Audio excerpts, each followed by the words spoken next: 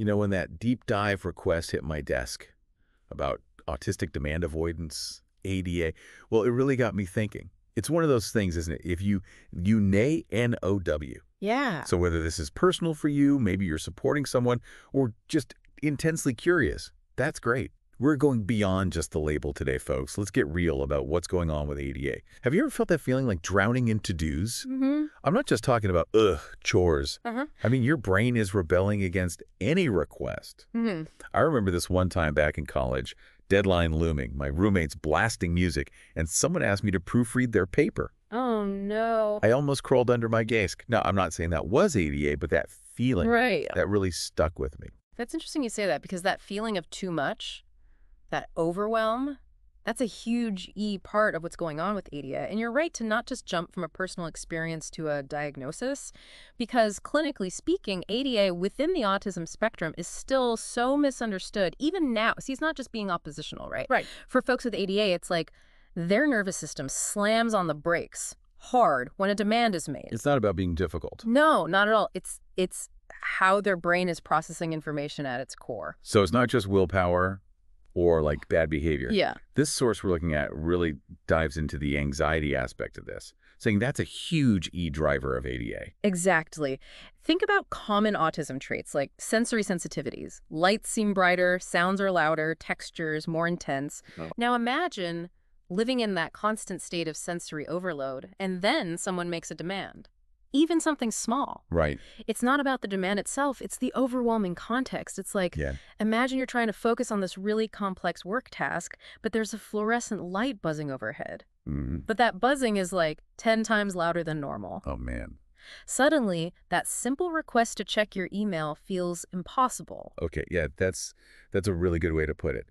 And this source also challenges a big misconception, that people with ADA are always resistant. Okay. It says compliance can be very situational. Which is huge, because one day a child with ADA might happily tidy up their toys, and the next it's a complete meltdown over the same task. Exactly. And that inconsistent compliance, that's what gets those manipulative or difficult labels slapped on. It's so unfair. It's not about that at all. We're talking environment and emotional state on top of those neurological differences. It's like, we all have good days and bad days, right? Totally. It doesn't mean our core personality changes, just our capacity in that moment. For sure. Like some mornings, I'm bouncing out of bed, ready to take on my to-do list. Oh, yeah. Other days, I'm hitting snooze purely for self-preservation. Oh, I feel that. It's not the tasks themselves, it's about what else is going on. Exactly. Speaking of which, this next point from the source, this is where I think a lot of people listening might have a real aha moment. It talks about how, for many folks with ADA, their avoidance isn't about pushing people away. It's almost like self-protection. Right. Particularly in social situations. And this is where really getting neurodiversity, that idea that brains work differently, is so important. Yeah. We know social anxiety is common in autism. So imagine craving connection, but the very act of interacting, it feels dangerous. Right. Emotionally dangerous. Wow. That avoidance, then, it isn't personal. It's them saying, this feels too overwhelming right now. I need to protect myself. See, that really changes things, doesn't it? It's not about being antisocial. It's being differently social and needing support to navigate that. Exactly. And this is why this source is so adamant about ditching the lazy label. It's not accurate, and it's downright harmful. Absolutely.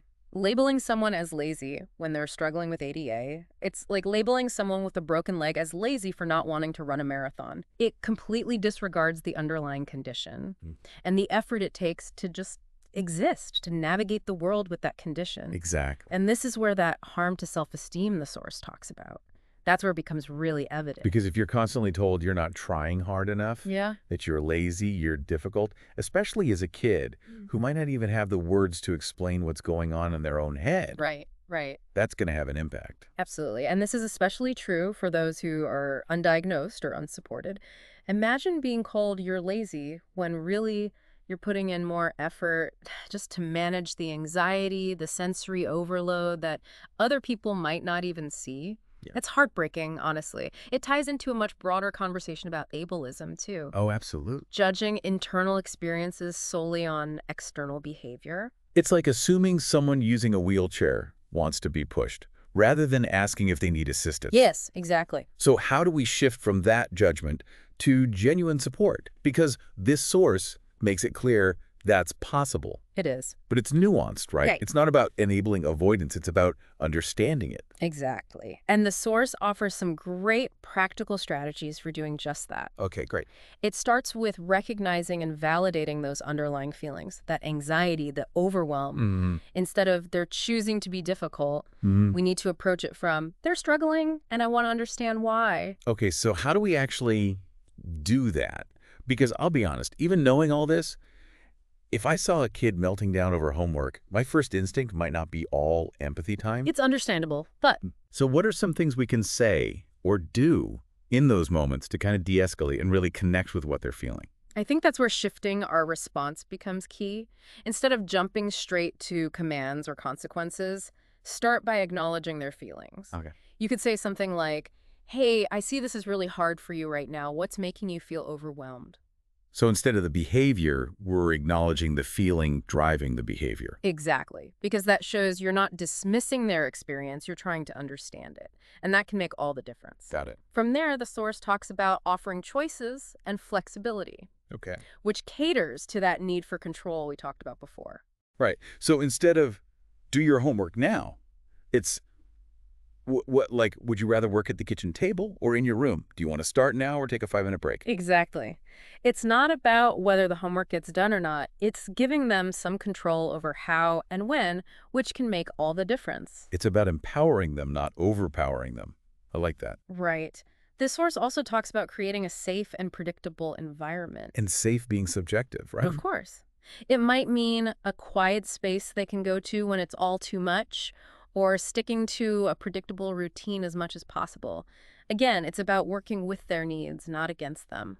And that actually reminds me, this source mentions collaborative problem solving too. Like, it's not all on US, the supporters, to figure out all the answers. Right. It's about bringing the person with ADA into the process. Yes, 1,000 times yes. This is so crucial because, again, it goes back to that need for control, that autonomy.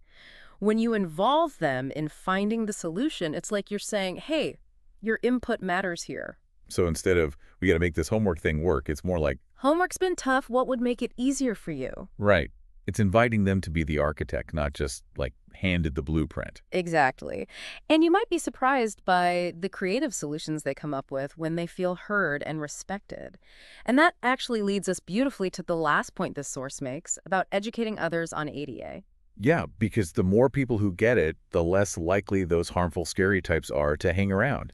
It's like, we've been trying to fit square pegs in round holes when the real solution is making a world that welcomes all shapes, you know? Exactly. We all have a role to play in making the world more inclusive and understanding for people with ADA. And it all starts with knowledge. Which is what this deep dive is all about. Yeah. And listen, something tells me, this is just scratching the surface. If this is resonating, if you're seeing someone you love in these descriptions, don't stop here. There are amazing resources out there. And honestly, even if ADA doesn't directly apply to your life, Yeah. this whole idea of challenging our assumptions about behavior, that's powerful stuff no matter what. Couldn't agree more. We talk about empathy a lot, but with neurodiversity, it's not just about understanding feelings, right? It's recognizing that someone's whole experience of the world might be fundamentally different from our own. And that's okay. It's about expanding what normal even means to include the full spectrum of human experience. And that's what's so mind-blowing, right? If we're getting this so wrong about ADA, if it's so easy to just label someone as lazy without really understanding what's going on in their brain, then what else are we missing? It's a good question. It really makes you think. What other ways are we misinterpreting neurodiversity? What other support are we failing to give because we're so stuck in our own, I don't know, neurotypical assumptions? It really makes you think.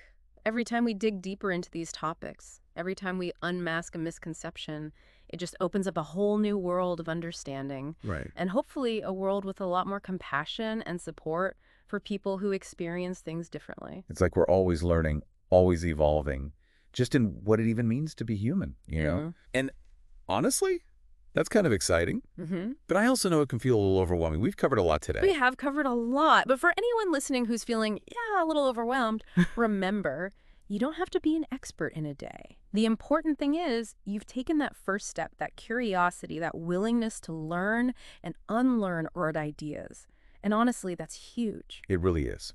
And don't forget, you are not alone in this. Mm. There are some really incredible resources out there, from organizations like Autism Speaks to online communities Mm. where you can connect with others who get it. And never underestimate just asking questions, Yeah. listening with an open mind, believing people when they share their experience. Those things made all the difference. So well said. Deep divers, this has been quite a journey. We really unpacked autistic demand avoidance, challenged those harmful labels, and hopefully sparked that curiosity to learn more. Because this understanding neurodiversity thing, that benefits everyone. It really does. The more we know, the better we are at creating a world where everyone feels seen, heard, and supported. And on that note, we'll leave you with this. What other labels are out there that we might be getting wrong? What other struggles are hidden because we haven't learned to look past the surface?